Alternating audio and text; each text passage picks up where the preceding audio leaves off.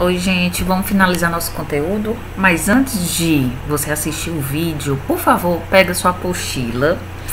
Galera, a gente já viu aí o capítulo 1, 2, 3, 4, 5, 6. A gente vai aprofundar os capítulos 5 e 6 e a gente vai finalizar com o capítulo 7 sobre texto narrativo, beleza? No último vídeo que eu fiz,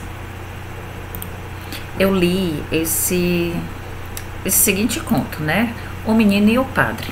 A gente viu que esse conto apresenta várias características do gênero narrativo, como personagens, ambiente, que a gente vê e pressupõe que é no ambiente rural, mais precisamente dentro de uma casa. A gente vê a questão do narrador, que conta a história em terceira pessoa. Primeiro ele inicia com o padre, depois, num determinado momento, tem um conflito, uma ação de humor e envolve, no caso, o menino, certo? E a gente vê principalmente, que foi o conteúdo estudado em sala, a questão do discurso direto, que é justamente a colocação do travessão para indicação da fala das personagens.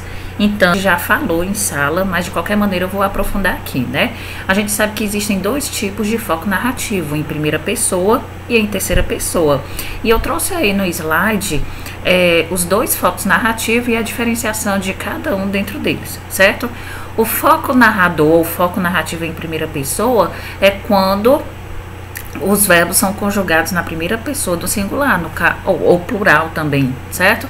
Que no caso é o eu ou nós, que é designado com narrador personagem. E dentro do narrador personagem tem a questão do narrador personagem testemunha e narrador personagem protagonista. Você vai me perguntar, mas qual é a diferença?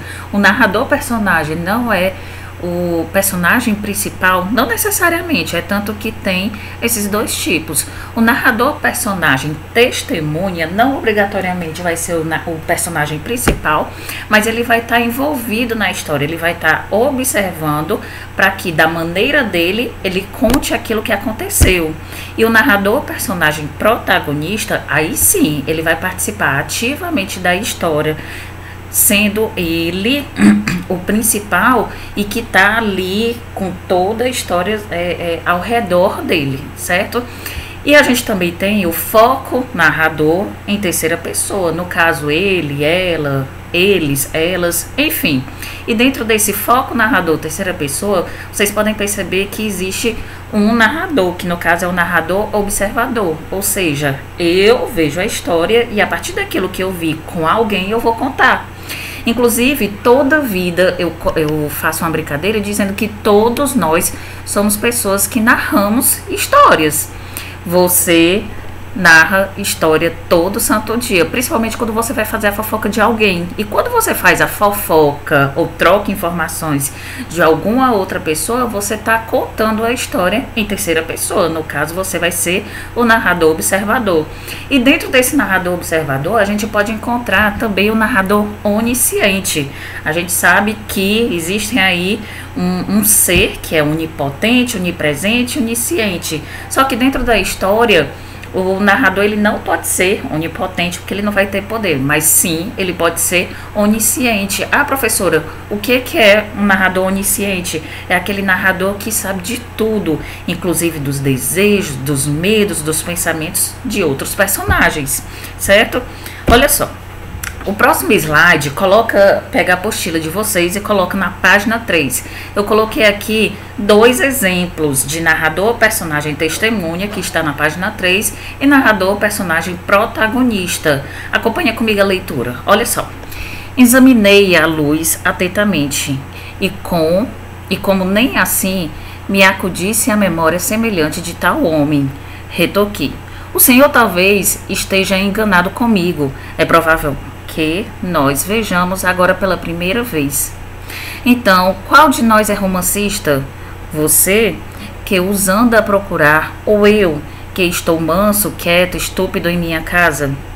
Quererá você ir dizer alguma novela que encontrou no recanto do Minho um visionário chamado Alonso de Teve?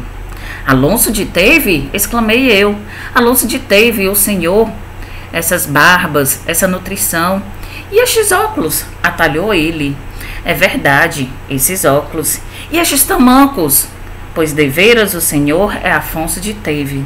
Tu és Afonso, aquele que tinha em Lisboa uma casa no Campo Grande e uma parelha de hanoverianas e um faetote e uma berlinda e os cavalos árabes e paixões e ideias e algumas paixões e faíscas de ideia. Então é um personagem que está contando uma história de um outro personagem principal. No caso, é um narrador, personagem testemunha, porque ele viu, ele estava ali debatendo sobre quem seria um poeta, quem seria o escritor. Então perceba que o narrador, personagem testemunha, ele só está testemunhando um determinado fato. Logo depois tem aí narrador, personagem, protagonista também na página 3 da apostila de vocês, certo? Tem aí capítulo 19, é um texto do Graciliano Ramos. Bora lá. Conheci que Madalena era boa em demasia, mas não conhecia tudo de uma vez. Ela se revelou pouco a pouco e nunca se revelou inteiramente. A culpa foi minha, ou antes a culpa foi desta vida agreste, que me deu uma alma agreste. E falando assim, compreendo que perco pouco. Com efeito, se me escapa o retrato moral de minha mulher, para que serve esta narrativa? Para nada, mas sou forçado a escrever.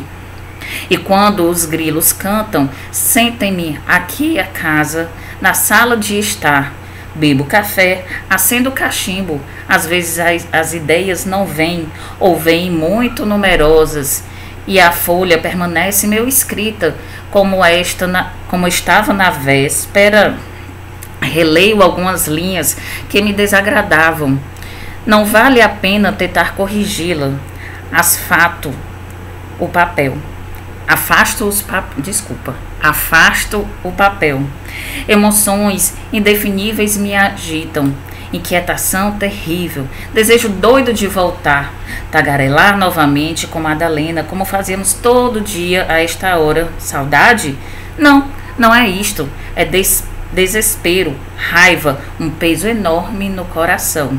Então aí a gente pode ver que é um personagem protagonista, um narrador, personagem protagonista, a qual ele se culpa pelo casamento não ter dado certo. Então, ele está dentro do fato e tudo que acontece está diretamente ligado a esse narrador, personagem protagonista, certo? Próximo, capítulo 6, texto narrativo, tipos de discurso. Coloquem aí na página 6, no próximo slide eu vou comentar sobre ele, viu?